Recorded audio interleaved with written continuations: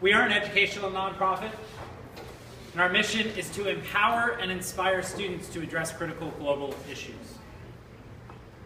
We're out to change the world. We want to fix the things that need to be fixed. That's the really easy way to think about it. We are those dreamers, we are those idealists. That's who we are. But we're serious about what we do too. So we came up with this theory of change. We did it by doing a lot of research.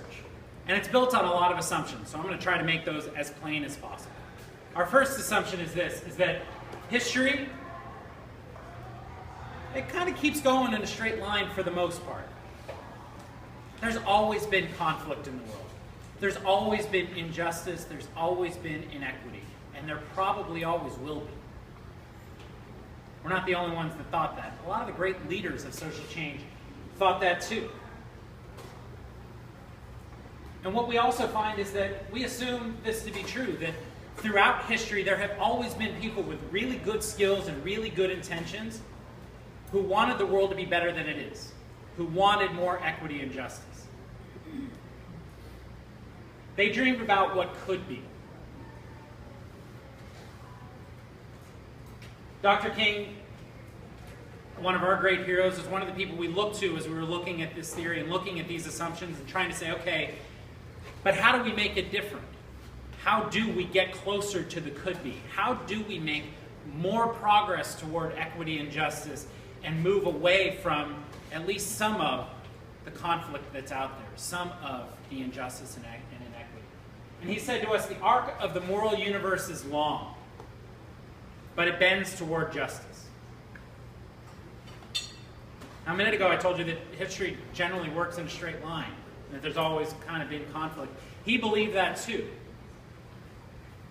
But he also believed that you could, in fact, make a difference. You could, in fact, bend the arc more toward equity, more toward justice. As we looked at history, we looked to see what was it that actually bent the arc. And we found that there are, in fact, some really incredible agents of change out there, all throughout time. Some of them we know, right? Dr. King, Mandela, Gandhi, Yunus. Some of them whose names you've never heard before, because they do it on a very local level, in a small community, here or abroad, in places where we all grew up, and in places that we'll never go to.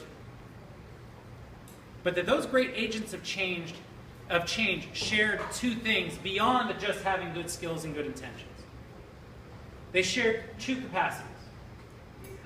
The capacities for higher order empathy. Higher order empathy, we talk a lot about empathy in the social sector right now, particularly in education. We talk about empathy, and unfortunately we don't get as far as we should. The discourse right now is about that empathy of, that person's hurting, they're a victim of violence or oppression, and I want their lives to be better.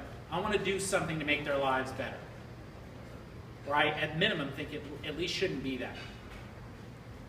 You know, the truth of the matter is, we're all born with that. And when we're not born with that, we're diagnosed as mentally ill. That's the easy empathy. And if that's all we're shooting to develop, we've missed the point. The higher order empathy is the hard one. It's the one that says, I see that person doing something that is violent or oppressive. I still love them as a human being, and I believe in their capacity to actually do good. And that part of my work needs to be to help create a space in this community for them moving forward to help to lead toward equity and justice. To use their capacity for good and access it and to become part of this community in a really positive way. That's the hard one. That's Dr. King in front of a church saying, we have to love our neighbors even though they've turned fire hoses on us. That's the hard one. The other thing that they had was a really unique capacity as learners. They were humble learners. They valued questions over answers. Answers can be dangerous because they often stop us from asking more questions to develop a more nuanced, a more dynamic understanding.